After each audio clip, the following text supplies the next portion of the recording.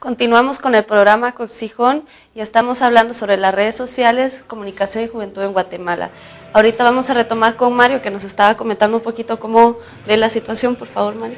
Sí, pues básicamente coincidía con lo que planteaba Karina, pero también pensar un poco hacia dónde vamos con todo este tema del uso de la tecnología y de las redes, porque, digamos, ahí lo estamos viendo desde el presente, pero hay que verlo no solamente en lo que ha dejado recientemente, prácticamente de década un poquito más, sino lo que se viene a largo plazo, ¿verdad? Porque dentro del plano de las disputas internacionales, empresariales, los oligopolios que se generan, las comunicaciones son fundamentales hoy en día. Es decir, y eso tiene mucha repercusión en todas las situaciones del mundo, tanto como en Rusia, como con Naciones Unidas o con cualquier situación que se dé, como lo de Siria, por ejemplo. Pero en nuestro país, con las diferencias que tenemos en términos históricos de todo lo que se ha construido socialmente, el impacto que se viene yo creo que va a ser de irlo pensando y de ir retomando a partir de lo que tú hablabas en términos de la educación, creo que es bien clave. Y la educación no solo de lo formal, sino la educación desde una mirada más popular, desde otra mirada más humana, ¿ya? En la cual, cómo nosotros en ese ejercicio de ciudadanía podemos ir pensando una ciudadanía distinta, no la que nos plantea la democracia liberal en sus aspectos formales, sino del hacer cotidiano, del hacer diario, y cómo nos pensamos desde ahí, y cómo esa tecnología nos nutre, pero también aprendemos a utilizarla y a que no nos domine. Es decir, aprender a eso, por un lado. Por el otro es cómo le exigimos también al Estado que asuma la responsabilidad de regular todo esto, más allá de una ley de telecomunicaciones, que las leyes sabemos sufren o adolecen de mucha, sobre todo en la práctica de llevarlas a cabo, pero también de cómo el Estado regula y no sean las empresas las que regulen, digamos, quienes ofrecen estos servicios, que regulen la vida de la gente. Es decir, porque lo que estamos hablando es el control de la subjetividad, al final de cuentas, ¿no? Como intención económica, como intención social, que tiene sus resistencias, pero que a la larga prevalece, y es donde el Estado aparece, o sea, no aparece, mejor dicho, ¿no? Entonces, ¿cómo exigirle al Estado también que regule, que intervenga en el sentido de manejar en beneficio de lo que implica para Guatemala, para las diferentes poblaciones, para los diferentes pueblos guatemaltecos? Claro, eso a mí me da mucho eco, porque tenemos que ser responsables y críticos de cómo nos están tratando de meter también este control, ¿verdad? Entonces, siempre ser responsable de cómo se usa la red social y críticos de lo que se nos presenta, no solo consumir sin masticar, ¿verdad? Sino tenemos que comenzar a cuestionar eso también, ¿verdad? Y bueno... Perdón, yo quiero agregar algo de lo que dice Mario, del rol del Estado. Y es fundamental en la regulación, y voy a dar un caso muy concreto, el de las radios comunitarias. O sea, aparte del asunto de los celulares y de las computadoras, que se busque un acceso con infraestructura definido para toda la población guatemalteca, y no solo para algunos, la parte de que los medios también sean una respuesta a lo que las personas queremos, y no al revés, como decía Mario. En muchos lugares la radio comunitaria es fundamental, ¿verdad? La radio, primero, de todos los medios masivos, la radio es la que más está cerca de la gente, es la más inmediata, eso lo sabemos todos. Pero aparte, por nuestra cultura de narrativa, ¿verdad? De tradición oral, la radio es muy importante. ¿Y quiénes son los dueños de las radios? ¿Verdad?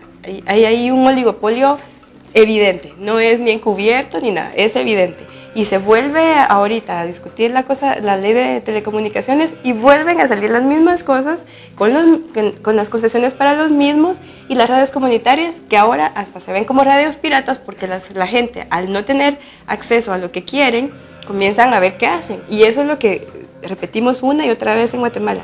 Se necesita escuchar lo que la gente necesita, ¿verdad? El Estado tiene que tomar decisiones con base en lo que la gente necesita, y no en base a lo que los intereses empresariales les dictan. Y eso es muy importante, porque tarde o temprano se paga la factura, y se paga con ingobernabilidad, que al Estado tampoco le conviene. Y es cuando vemos conflicto tras conflicto, porque ahora hasta allanan las radios en las comunidades encima de que ya tienen conflictos. Por ejemplo, voy a poner un ejemplo muy concreto. En las consultas comunitarias, las personas de las áreas donde se están realizando saben que el Estado no quiere reconocer las consultas comunitarias como una expresión de su voz.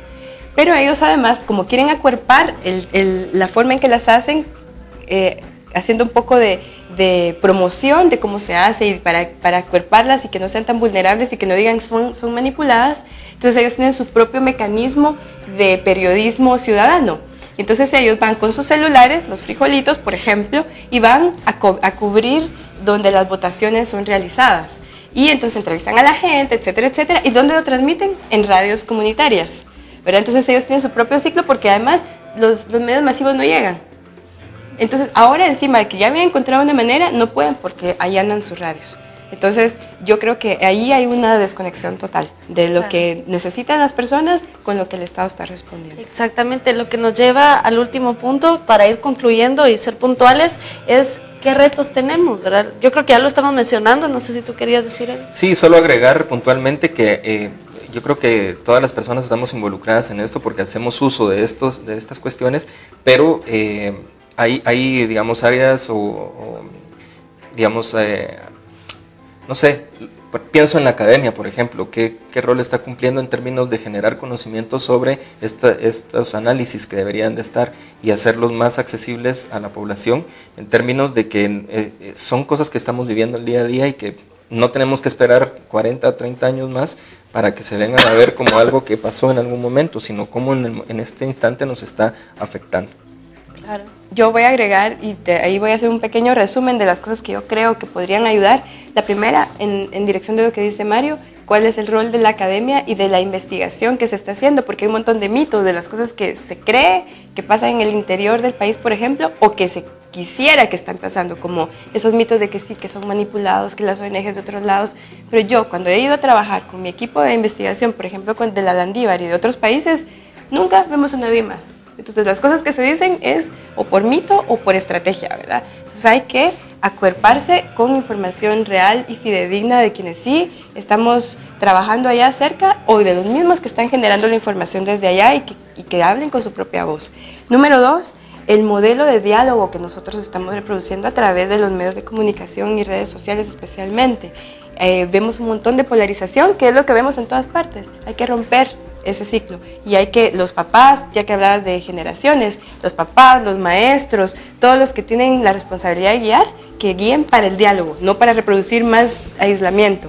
Y tercero, el para qué usamos las redes, insisto que sí deben haber políticas de diversificar el para qué se usan las redes desde una perspectiva de Estado, ¿verdad? En los pensum de educación, en educación popular, como decía Mario, en todos los medios que haya para guiar el uso de las redes y de la tecnología, para no quedar nosotros vulnerables a lo que se quiera imponer o a simplemente los vicios que pueda causar el uso de las tecnologías. Muchas gracias, Karina. Y bueno, creo que con esto vamos terminando el programa.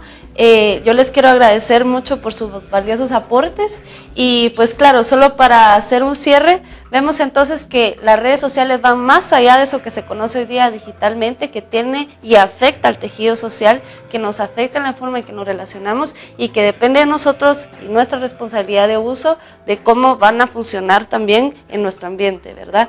Que tenemos que exigirle al Estado, como decía Mario, más atención al tema y pues de ahí esperar a ver cómo se maneja, ¿verdad? También el tiempo nos va a decir. Pensar qué va a pasar en 20 años si seguimos con estas formas de comunicación tan inmediata también, ¿verdad? Entonces, muchas gracias a ustedes, muchas gracias a amables televidentes por su fina atención y a TV Maya por el espacio.